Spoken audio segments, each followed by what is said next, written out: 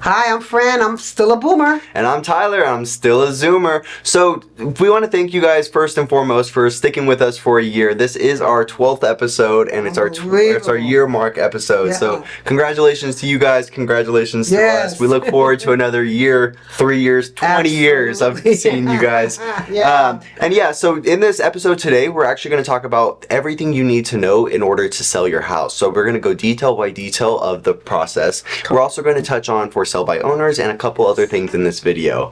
So let's get right into it, Fran. Yes. All right, so the first thing we recommend whenever selling your home is preparing your house. This means decluttering and cleaning the house. Now, this is honestly one of the best ways to increase your house's value and getting the most bang for your buck. Correct. First impressions are everything, as you know. Definitely. And then so once you get the house all clean and everything like that, the next step I would recommend and Fran would recommend would be to do any minor or any major repairs that needed on the property. And make sure to advise with your real estate agent at that time, just so they can help sort of guide you on what you should repair and maybe what you should maybe just leave for the next buyers. Because that can sort of make the difference on how much money you're going to save in the long run. Absolutely. Yeah. And so consider those minor little upgrades as well. Definitely. Because like I said, first impression is everything, and it will determine and affect the price. Definitely. And then last but not least in this prepping your home stage, if you are planning to not be in the property whenever the house is selling, make sure to stage the home. You know what I mean? Make sure it looks homey and inviting. And if you are planning on staying in the house, like we said before, just make sure it's clean and it's presentable to show to strangers, I guess. Yes. We looked at a house today. We had a caravan. We looked at 4 homes today. And that's really important for us as agents to go out and see what we're going to try to, show our potential buyers. And the first thing that hit us was the smell of dog. And I love dogs, don't get me wrong.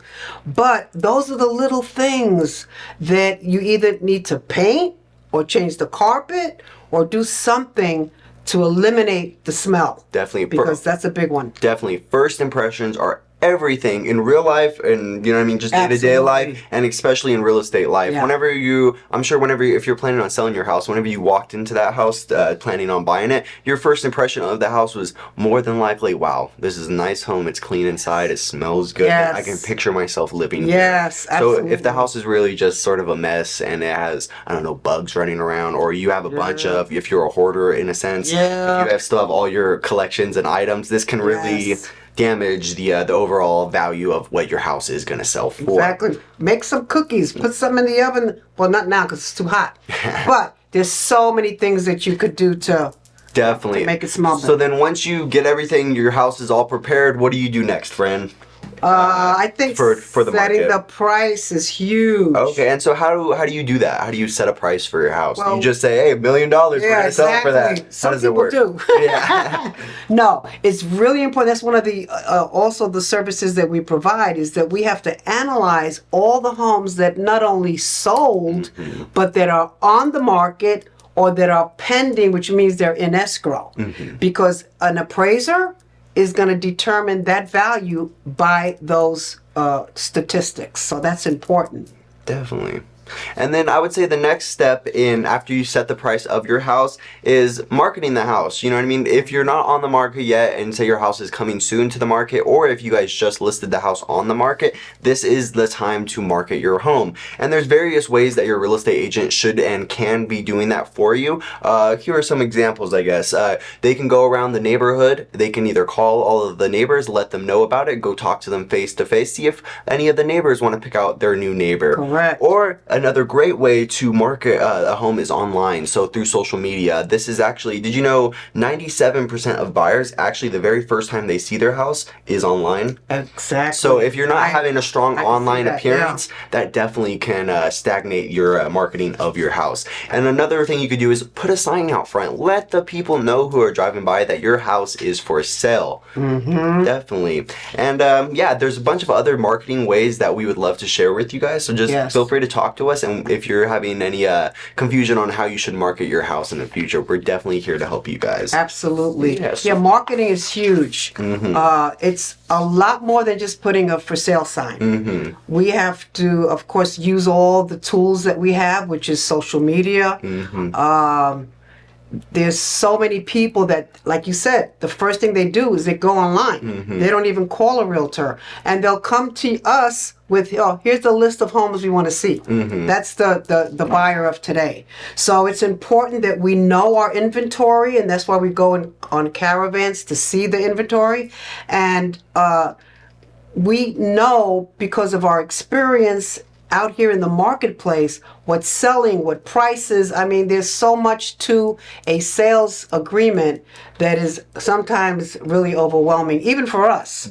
So, and if you're trying to market your property, one of the biggest things too is make it available for buyers to come in. And this can be through making the house easy for buyers to just show up on the fly or within a proper notice. Or another great way is to be doing open houses. If you're working with a real estate agent at the moment and they're not doing an open house for the house that you're selling, I would talk to them, suggest it, say, hey, what are you doing different that you do not need to do an open house at my property? Because what open houses are, for those who you don't know, it means the house is open to the public for that time, for that specified time frame. Meaning anyone could come view the house in that time frame without needing their agent or essentially having an appointment booked, because that is the appointment. And these are critical for selling your house, especially in neighborhoods where there is a lot of people, or if you're on like a busy street or something like that. Open houses are huge. So always make sure to check with your realtor that they are going to do an open house for you. Right, exactly. Those are one of the many tools that we use to market a property. Definitely. And then so once you marketed the property efficiently and you found that buyer that you're working with, right? It's time to negotiate. Now, we mentioned on this in our last video when we talked about the buying side of things, and this is very similar as to the selling side of things. Now, except for the fact that the seller actually has more leverage in these negotiations, depending on the situation. Right. For instance, if your house has just been on the market within the first month, within the first week, 2 or 3, you're way more likely to receive multiple offers on that property. And if you receive multiple offers in on that property, then what you can do is actually take those offers and have those two buyers essentially compete over each other to get to that highest price, and then you take that bidding war. Definitely. And so a thing that you might see though is if your house is on the market for more than those 30 days, then you're likely to see less offers on the property, less showings, just because the majority of people have already seen the property. So, and don't fear, do not worry if your house has been on the market for a little bit. At the end of the day, it will sell. The important steps of an agent to make sure that the house sells hopefully within that first month, or if not that first month, at least have things lined up so that way you can get the most money for your house. Right. And it's proven that most sellers that go with a realtor get more higher price than if they try to sell it on their own. And to take that one step further, it's actually been proven that Coldwell Banker agents have a proven track record of selling houses for a higher average than any other real estate agents. So that's another reason why you should list with a Coldwell Banker agent. Right on. But yeah, so then once you guys negotiated all your terms, who's paying for what as far as the inspections go, and you guys are then signing the purchase agreement and all of the disclosure forms and getting that legal paperwork started with a title search and checking for insurance and so forth. Exactly. And this is just some of the paperwork that most people don't realize have to get done. Because you don't want a lawsuit, you don't want issues later that you didn't disclose something, that you had a roof problem, you didn't say anything. These are the things that we as realtors have to be aware of and disclose everything and anything to a potential buyer. Definitely. And that's why we carry insurance. We have to.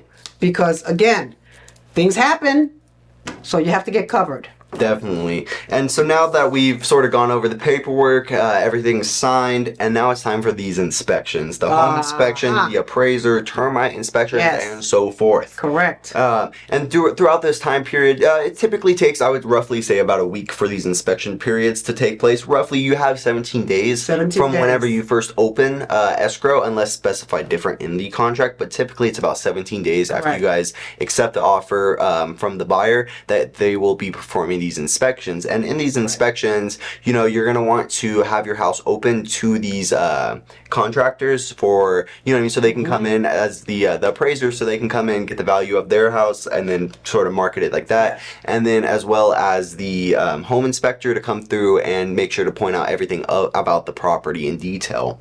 So make sure to have them just open the door to them. Don't be a stranger. You know what I mean? They're here to make sure this sale goes through and everything like that. And I don't know about other realtors, but I know we always meet the appraiser at the home with the comparables that we have found. Definitely. Of course, the appraisers are going to find their own, but it's always good to be there and give them justify why the price is what it is. Definitely. And they have to see that in writing, or else they're going to, because you know what? An appraisal is really an opinion of the appraiser, but based on facts, of course. So that's important. Definitely. And don't worry too much about the appraisal. That's more for your real estate agent to handle. And if they did their job accordingly, the appraisal is not going to be an issue. Exactly. Now, once you get all these inspections gone, and then one more thing I forgot to mention during this inspection period, which we also did touch on in the buyer video.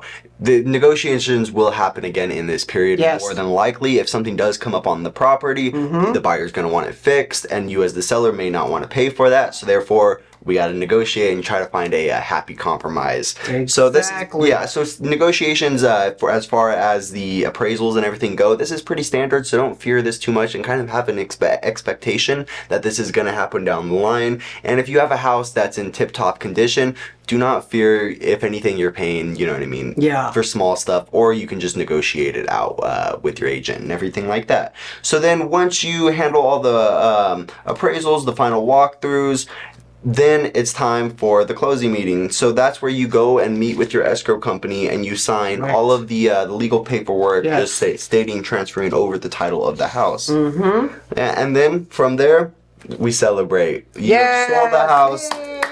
You have moved out from the property, you've transferred the utilities over, and you've received your the benefits of being a homeowner as far as the financials. So, but like Tyler said, it's negotiating throughout almost the whole transaction. Definitely. Because when the appraiser comes, if that appraisal comes in low and the buyer doesn't have the difference, there goes your transaction. Definitely. Or if it comes higher, well, great, but you know, you're in the middle there, so it's negotiating throughout the whole thing with the repairs as well. Definitely. And then, so Fran touched on it a little earlier in this episode. Let's talk about now for sale by owners, because we just went through the whole process of selling your house, and I'm sure you guys can see that it was a little bit it's a little bit complicated of a process. You know what I mean? It's not some easy thing that anyone can just naturally pick up and just sell their home. But trust me, people do it. People do sell their house for sale by owner. Do you want to talk a little about the pros? Let's go with the pros and the cons, okay? The pros, of course, everybody thinks, oh, I'm going to save a commission. But now commissions are negotiable. It's not written in stone. So that's very important to realize. We're worth every penny. I'm telling you, because of what's involved in most transactions. And we always go beyond what's expected of us. So that's one of course, the pros.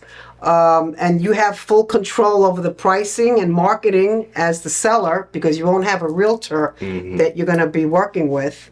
What are some of the cons? Yeah, let's get into some of the cons. So it is a very time-consuming process selling your house. So we went over the whole process. You're going to be in charge of this entire process, making sure that all of this this paperwork that we see here is many paperwork, right? So you're going to have to make sure and go through every single one of it and make sure everything everything is Yes. correctly filled out. If not, you're open to a lawsuit. Correct. And really, who wants to waste their time I with that? don't. But that's not even. So once you learn your paperwork and everything like that, the next process is you're gonna have to manage to get buyers to come in the house. You're gonna have to effectively market it, and without putting your house on the MLS, it's a lot less likely for people to see the property. And for those of you who do not know what the MLS is, it's the multiple listing service, and this is where sites like Redfin, Zillow, Realtor.com. Yes. This is where they get all of their information about the housing market, and they pull it from the MLS. Correct. So if you're doing this as your own, if you're selling the house by yourself, you see there's a little tab on Zillow that says for sale by owner, right? Not all the websites have that, however, and on top of that, other agents aren't necessarily, other real estate agents are not looking on Zillow or Redfin to find properties for their buyers. We are using the MLS. Correct. So therefore, if your house is not on the MLS, that's even a higher chance You're that your house limiting- isn't going to be seen. Yeah, Correct. you're limiting yourself. And you're going to have to pay for all these marketing materials yourself. You're going to have to pay for a sign to be on your house if you want so. Right. And if you don't want so, that's even less people that are going to see your house. So that's one cost. You're going to have to pay for the escrow. You're going to have to pay for, and a lot of negotiation. So throughout this negotiation period, if you don't have a real estate agent who's done this day by day and knows the process and knows what you're entitled to and what the buyer's entitled to, then as the seller, if you're doing it by yourself, you don't know all these things. So you're more likely to be susceptible Yes. to the buyer's agent sort of taking advantage of you. Being with whenever these anything comes up on these home inspections, the buyer's agent say, hey, you better pay for all of these because if not, we're backing out. Correct. When in some cases, these things can definitely be negotiated out, Yes. but as if you're just doing this day by day, you might not necessarily know how to go about even negotiating those out without losing the deal altogether. So basically, another con is it's just a very complex process. Like we talked about, there's a lot of paperwork, a lot of things that you're gonna have to be doing, and it's also a proven fact that homes sold by their owner or just by their owner without another agent sell for a lot less than Yes. what they averagely. Yeah, because do you with an don't agent, have a like we third talked about. party that's working in your favor and figuring it out and negotiating. So yeah, that makes sense to me. But I mean, at the end of the day, if you feel like, hey, I'm capable of handling all these contracts, I'm capable of navigating this whole process by myself, I'm comfortable with taking time out of my everyday job to sell my house and save some money in commission that you may lose later on just by not having that agent, then go for it. You know what I mean? We're not going to stop you in that. And if you do need help in that process, feel free to reach out for us because Yes. we are here to help you at the end of the day. Yeah. You know, if you have any advice, if you need any advice, I mean, please give us a call. Yeah, We are happy to help, absolutely. even if you are selling the house by yourself. We're And still it here for you. depends too if the time factor. If let's say you have a job relocation, you don't have, a month or 2 or 3 to fiddle around and try to, figure out this business. Yeah. Also, since we are Coldwell Banker, we have, offices all over the United States. I think even in Puerto Rico. And so we're able to help you with the relocation process. Definitely. If you need to be at a certain place at a certain time, we're able to help you with that. So that's a big factor too. So does that kind of cover it all for sell by owners? What do you think think, friend? so. Okay, last thing, and I know you said no questions, but I do have one question. So since it's our year mark episode, I kind of just want to ask you, friend, looking back in the last year, what was sort of one of the favorite subjects or something that we talked about in this podcast that, I don't know, that stood out to you? Well, I like the costumes we had on. Costume, definitely. I like yes. the Halloween and the whole Yeah. thing because you know what? Almost every month there is some kind of celebration. Yeah. So I love that. I love the fact that we're being of service to our community, to people that don't know what to do, how to even begin the process. That's what we're here for. Definitely. So please give us a call. It doesn't no obligation again. If you need a question answered or if you have a friend or relative that's interested, let us know. We're here for you. Definitely. Alrighty, so I think this concludes it all for the episode today, friend. Yep. Alrighty, so we just want to thank you guys again for watching for a whole year. This has been a great process, and we look forward to continuing it on. And she's the Boomer, and I'm the Zoomer. We'll see you guys next time. Take care. Yeah. Awesome.